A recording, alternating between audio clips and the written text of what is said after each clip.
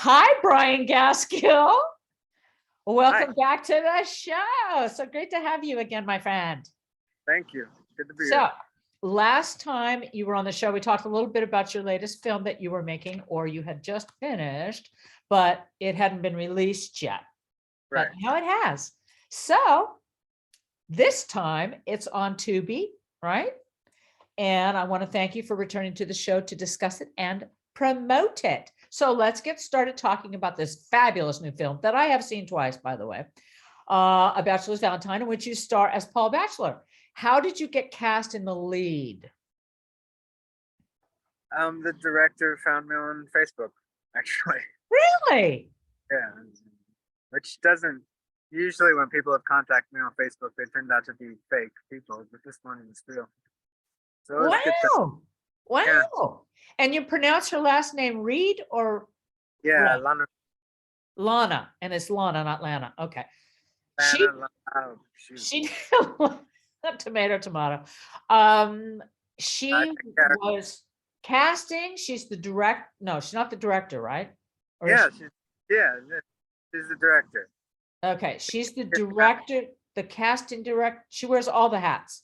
Yeah, she's one of the producers. She's primarily the director, and she casts just that's part of the gig for her. And she found you on It's Facebook. very very independent, so she kind of does it on her own with her production team. But having a Well, casting director is it's really good, Brian. That's all I have to say. That was really well done. I mean, for a low budget picture, and I hate to use those terms, but yeah. it's really good. Thanks. Um, so did you take to this character immediately when you read Yeah, the script? yeah, that's why I was there. I mean, I read it on the way home on the train from my other job, my day job, I guess. Um, and uh, and I just got sucked in, and I just kind of like sort of the quiet atmosphere and it actually my first inclination was a different type of character actually than I ended up playing, but it was what I ended up playing was totally in my control as well, and they gave me the freedom to just express myself. And just when we got on set, a lot of just the natural sort of angst and the just the internal, a lot of the turmoil going on in me and the character just sort of came to the top and gave it a little more tension and gave it a little more like like scenes that weren't even arguments between me and Claire sort of became that. And it was just there was a lot of just someone. I mean, I tend to be I guess a bit of an introvert, and so even though I did not lose my wife like he did, and I also, and especially after coming through COVID, I've been very insular in a lot of ways, obviously, and I had just moved to New York before COVID hit, so I didn't really get a chance to get settled and with new friends, etc. Before we were just hiding away.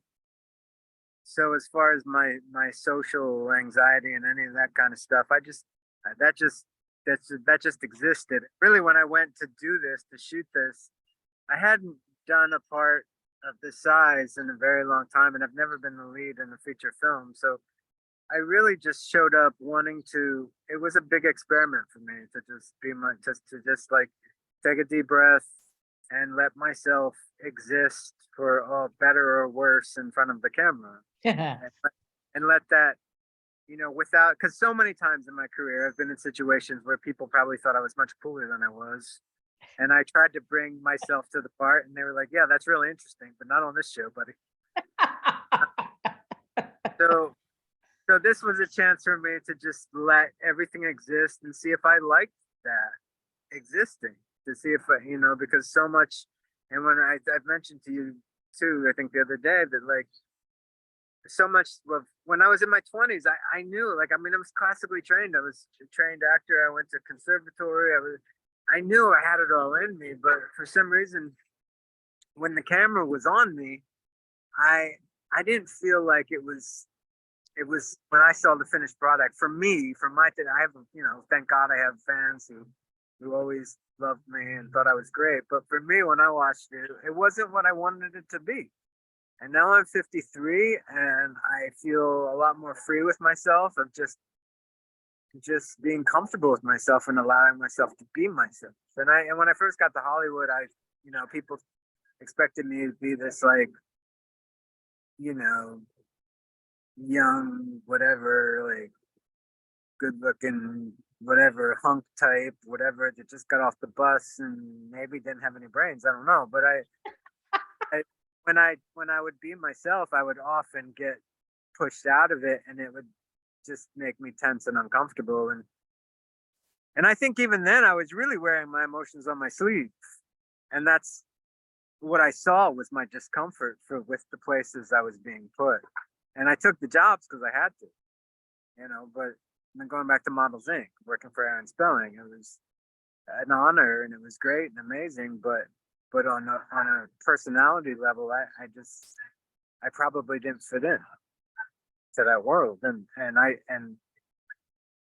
when you're playing that kind of part on that kind of show, vice president of a modeling agency for Aaron Spelling, you kind of want to just be able to just talk and listen and be yourself. If you're getting into like method acting for that kind of stuff, you're probably in the wrong place. Yeah, definitely.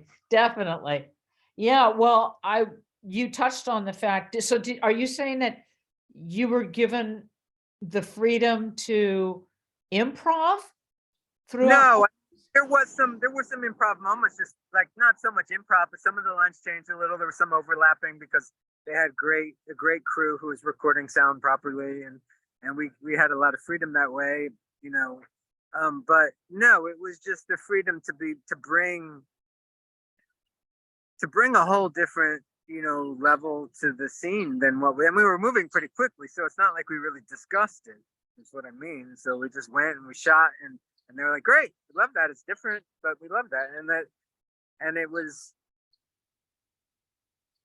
I don't know, there was a lot of, there's a time when, like, after Claire and Paul first meet, and they go, and he brings her the art, and when he kind of has this little blow up, but like frustrated with her, with always calling this a small town. That was something we kind of added there, and making it like, because he kept saying this is a small town, I'll probably see you again. And in character, that sort of frustrated me. So I was like, why you keep saying that? Maybe it's not so small. Maybe we don't need you here. Get out of here. And he runs away. And what the hell was that? Yeah. That whole tone wasn't in the original script. And, but the whole base, I mean, I much respect to the writer, Brian Dobbins, the base of what it was. And the other line in the script is his, and whatever, it's all his.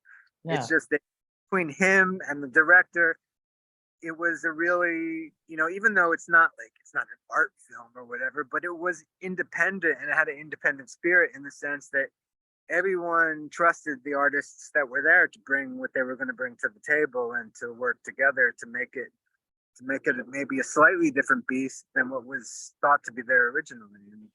Well, in the parts that you mentioned where you get a little testy, it's understandable, since you're supposed to be this curmudgeon that is, this is an acting level that I have not seen from you before. I mean, it's so organic and natural, and your ability to, as a veteran acting coach, I cannot emphasize enough how natural your character is in this film. I mean, you're so genuine. And for example, your relationship with the Stephen Colt character is fun. It's brotherly love type, and hilarity mostly always ensues. And it's just the small town feel, the aspects of this film that you encapsulated the whole, I mean, your on-screen daughter, your relationship with her was just, it was so sensitive, it was humorous, it was touching, it was all those things. And what we saw from you for the first time, at least for me, were your relationships with all of these characters, and how you were able to bring the reaction times, the facial expressions, the verbal timing, the laughter timing, and everything about your presence was, and I'm going to use this word again, extremely authentic. Yeah, thank you. I appreciate you seeing that and telling me. Absolutely. I mean, maybe it's all the soap opera work that you've done for so many decades, but this character is someone entirely different. And your way of approaching this character is entirely different than anything I've ever seen you do before. I mean, my personal life since the days of me working consistently, I've been to hell and back. And even though like professionally things are still in a difficult stage, the the the funny thing, irony, I guess, is that I feel like and anybody who goes through this, it's not just me, but you go and you live life and you bring that back to the table and you just the older you get naturally, but especially if you've just been through the ringer, then you start, and if you can trust yourself, you just know you just have to breathe and just be there. And I really wanted that. And I mean, part of what you see is the desire to not have to hide.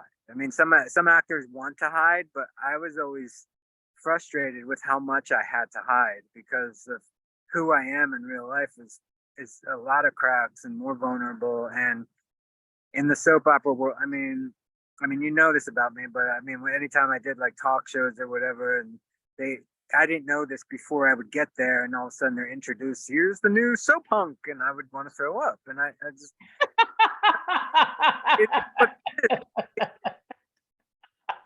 I understand that. And you and I have talked a lot about this. I love that world and I love what it can be. And I love that it's all year round and everyone wants to satirize it, but on the good days, it's better than anything. Stability, my friend. And I mean, it's stability, yeah, for job wise, but just the work itself, because it's pretty much live to tape. When it's right, you're capturing real chemistry between people that's not being manipulated by editors. Exactly. And the other thing that I actually heard, I think it was Peter Bergman from The Young and the Restless said this. It was very interesting to me. He said he was on a panel because they just celebrated their 50th anniversary. So they were doing the talk, and the Abbotts were guests on the Abbott family. So it was Eileen Davidson, Peter Bergman, Beth Maitland, and I forget if they brought anybody else. I can't remember. Anyway, and he said, or they said, something like, you don't understand, you as fans, you don't understand how much we appreciate you, because we don't have a live audience in front of us when we're doing this. And so we have no feedback. We don't know if you like us. We don't know if you don't like us. We don't know if you love to hate us. We don't know if you hate to love us. We know nothing until, like on the talk, they had a live audience there. So he was saying, thank you for the applause. And, we are so flattered. And this is so amazing because every day we go in and we know we're acting with our best friends and we love what we do and we're a family, but we walk out of there and we don't know what we just did. We just know we gave it everything we could. Yeah. I mean, I guess the same would be true of a film or something in that way, but it's definitely an environment unlike any other in terms of, feeling, because especially even after doing this film, we only shot for 2.5 weeks, and I felt really bonded to them just after 2.5 weeks, because I think that's part of my DNA makeup in terms of, not from the time I was born maybe, but in terms of being in this business. When I get there, it becomes a family quickly. But when it's over, you're like, the old days of being on contract on a soap or something, you're like, oh my God, where's everybody? I'm never going to see these people again. It doesn't often happen that, with this, in this case, like, I mean, I was bonded very much to the character, and I could have, like, this is, the type of like humanistic type of thing that I my dream would be to be playing this kind of character, 5 months out of the year or whatever, all year round. But but even just for a short period of time, but more, just to continue that arc and continue that search, and to be able to, I mean, for me, I guess, I don't know, I always feel really pretentious when I get into this, because it's not like I'm in some Academy Award winning film or something, but being an actor for me was always like a sociological experiment, and it had to do with like really I mean, maybe because I was so shy and afraid in real life, I could experience things through characters, and I could, Exactly. oh, Exactly. okay, that's the way that's supposed to go, maybe. So I can now bring that to my life. And so for the years of not being able to do that all the time, it's been sorely missed, like to have that, and or to be even inspired when I played Rafe on Boy Charles, and just I would walk out of that situation just feeling more confident and more like just being, playing this angel or whatever, not angelic that I feel, but just feeling connections that character felt. I bring that into life, and I don't know, it sounds kind of lame maybe, but I learned from these characters and I bring it to my life, and I Yeah, and you're I need supposed to. I needed that. I really. Well, the thing that I loved is that you brought a lightness of feel as well as a heaviness to this character. And again, as an acting coach, I can tell you with absolute certainty that that is not easy to navigate. Well, At that's least my not, natural. well, I mean, at least not, and at the same time be convincing to your audience. But you, my friend, did it with ease. Well, here's the deal. Like, I mean, even on the soaps, and it didn't always go over well with my bosses, but my natural inclination was always to, like, if it was really serious, I would try to bring a little lightness to it. And if it was really seemed really stupid or light, I would try to bring the depth to it and make it go.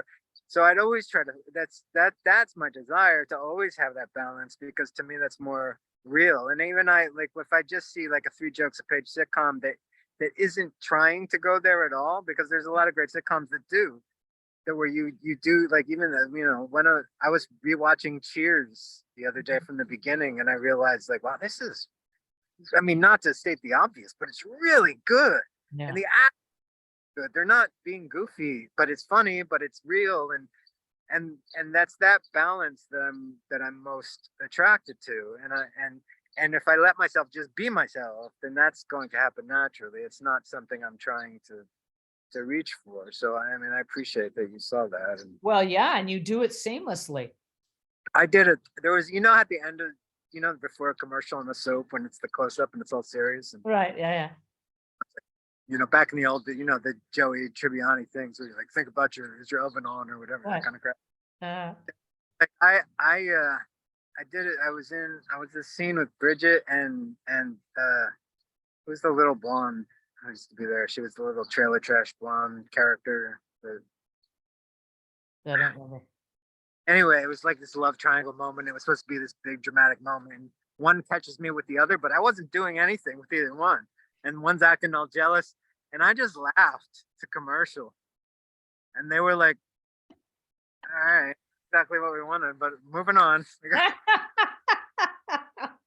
It's true, not a lot of takes. But you mentioned also before that because when we first meet you, we find out that you are a man who's still mourning the loss of his wife after 12 months and 12 years and 2 months. You're living alone. You've fallen into a deep depression and have slowly chosen to close yourself off from just about everybody in the small town where you're living. And your performance made this so extremely relatable, as you touched on before about COVID, because I think so many of us who went through in real life, having gone through COVID for 3 years, this is a touchstone subject that I think everyone can relate to in one way or another. So what was it like filming this during COVID? And where did you shoot it? We were in Ohio. So you were in Ohio? Yeah. Oh, okay. All right. Yeah, Middletown, Ohio, in the actual town that takes. So you actually were there? Oh, cool. Okay, cool. So what was it like shooting during COVID? I mean, it was kind of easy. It ended up, I mean, some crew ended up having to leave in the middle, and but it was such a quick shoot. It's kind of get in and get out kind of thing, be as real as you can and shoot it and catch it on camera and fix it in post. And it wasn't that difficult for us. Well, the timing of the release of this film is excellent because now everybody's out of COVID and pretty much. And I think the timing is for this is superb. So as far as the release, it's on Tubi now, and everyone can watch it for free. But it is going to roll out on different services as the year goes good. on. We just don't have the timing on it, but it is going to happen. And probably in the beginning, like, I mean, what's great about Tubi is everyone has access to it. If it when it Exactly. gets on, it will probably have to rent it, but you won't have to deal with commercials or any of that kind of stuff. So. Right. But the commercials are only maybe 60 seconds at the Yeah, most. yeah. So. And it's great. I mean, I hadn't spent much time on it, and searching around, they have a lot of great films and everything. So I recommend anybody to get on there. And a lot of people they have a huge base of people who watch it and subscriber base, but there have been numerous people I've mentioned it to in this process who are like, well, I don't have Tubi. I can't. I'm like, well, you can. It's really easy. You can just go and download. Exactly. And also it's free. And if you have a smart television, it comes across on the banner of all the different things. Right. You can watch it. And what's great about this film that I highly recommend that everybody watch is that there's no cussing in it. So the whole family can enjoy it. Definitely a family film. You know, it really is. I had a friend. I mean, what would you say? A friend walked in while I was watching the film and said, "Oh, is this a Hallmark film?" It feels a little bit like, well, that's the thing. What would you say?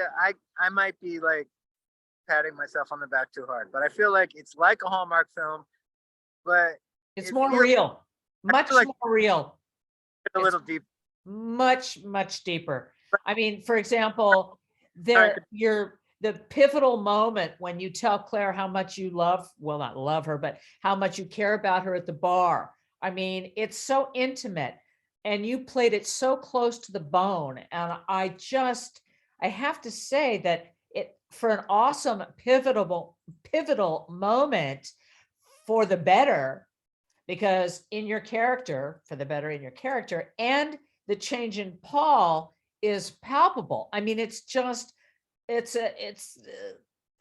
every facial expression, every hand gesture, everything was just right. Even the way you grabbed your glasses off of the bar, you know, it was just, it just worked. And the final shot in the film is extremely touching, literally. But I don't want to give too much of it away. So let's just leave it at that. And the fact that you co-wrote the ending song. I did not know this, you little. I wrote the lyrics totally about my character, and the band that's playing in the bar in the movie, the head of that band wrote the music and performs it. And oh, cool. They're called the Sweeney Rebellion. Yeah, and you can find the song on Spotify or wherever you stream. That's a great song. It's very Springsteen-y. It is a little bit. It is, yeah. It's called. Yeah. Well, I mean, there's so much that I could just keep talking about with you in this film, because I mean, first of all, you're the star of the film. And secondly, I loved when along comes Vernon Knapp, that little Aussie bastard. It was fabulous. It was wonderful the way that you took him on, but without being so, dramatic or melodramatic, with the way in which it was covertly done and the way you face off with each other. And Brian, you were just brilliant in this film. You really were. You really were. Like I say, these are things I haven't seen ever come out of you. It's not easy to play a guy that's cut himself off from, even the small town people, pretty much, where you get lines like, well, whatever Stephen Colt says, what does he say? Well, as I live and breathe, it's Paul Bachelor, it's like he hadn't seen you in, 5 years or something, and it's just, you played it brilliantly. And as I say, as an acting coach, I look for and a Virgo, I look for all those little deets, I look for all the details, and I'm always like, pick. it's, I mean, I'm not comparing this, but it's like when I went to see, because I always go to see films by myself because I don't like to have distractions. And it's like when I saw Brendan Fraser in The Whale, it was like I was discovering Brendan Fraser for the first time again. It was like, where has this guy been hiding? Right. And that's the way I felt about you. It's like when I watched it, like I said, I watched it twice. And it was like, where has this Brian been hiding? I mean, I can take the blame partially, and partially it's just timing, partially it's the lack of opportunity, and but for whatever, my version of my part of that blame is just not trusting myself enough maybe in my earlier life. And Well, that was then and this is now. And I hope that this just, launches you into the stratosphere of making more feature films and much more work on television as well. And because you're so well deserving of it, your acting chops are at a new level. And film people, TV and film people, you need to pay attention. Hello, casting. So, I just, I know. I mean, I have to some degree take, yes, this is because this is the first thing I've done in so long. And I'm waiting for it to come out, and it comes out, and I'm counting on it so much. And then you don't know where it's going to go and what's going to happen. So there's a part of me that has to let go. And I appreciate you and everything you're saying so much. And God willing, that will be the case. Well, it's true. I mean, you guys this film, I'm telling you, I walked after both of, just both times I watched it, I have to say, I walked away going, why is this film not being, and you already answered my question, being distributed for everyone to see in like on Netflix or Prime Video or whatever, so that people have a natural growth, but we'll see. I mean, you can never, with these small movies. Hey, it's the little engine that could. Sure, and I've been in that situation before, and it's definitely it's worth it, and I appreciate you saying that, and I hope other people. True. It's true. I should know. It's true. And the fact is that because you are the age that you are, you're young enough and you're old enough. So, because you're obviously playing a much older person in this film, because you can't have a daughter that's that old. I thought she was your wife or something when we first opened. It's true. I'm out. I can be that girl's daughter in real life. I'm 53 years old. Yeah. When my mother was 3, I was 33. Yeah. So, I mean, it's not so common now. Kids are waiting a lot longer to have children.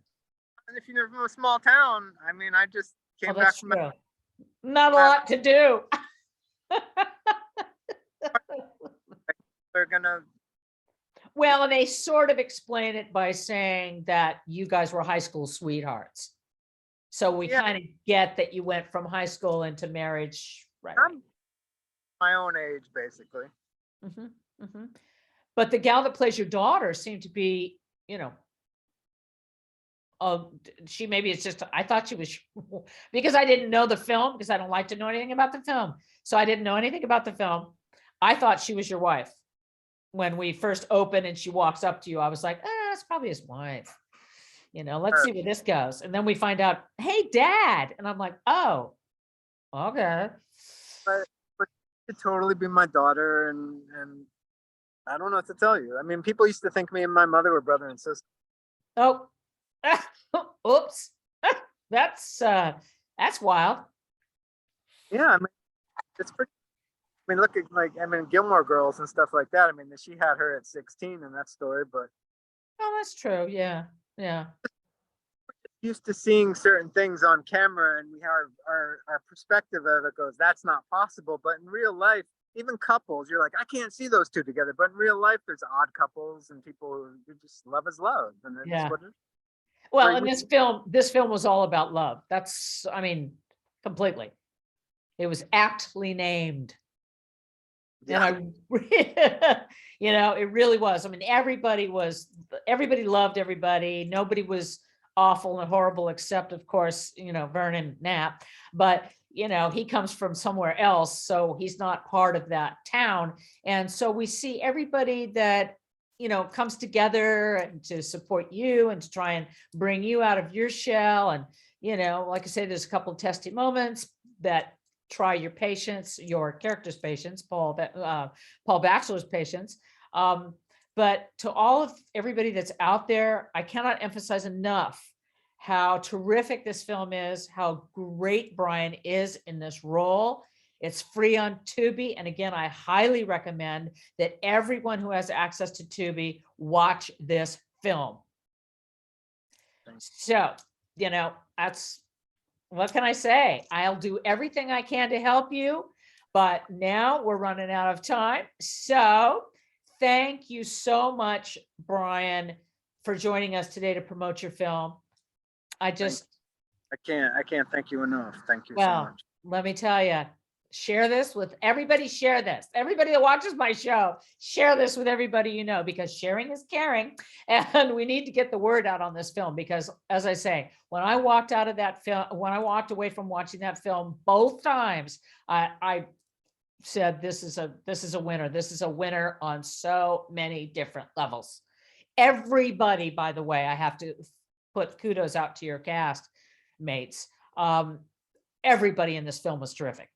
Even the extras were good. I mean, it was, you know, I look at everything to do as an acting coach. I look at everything to do with films, and everybody was good in this. So I can see why you formed that family so quickly with them, because they're all terrific actors. They're all terrific people, clearly. The woman who's like, who sees us fighting in the at dinner. Uh-huh. Like, I don't know. Exactly. Exactly.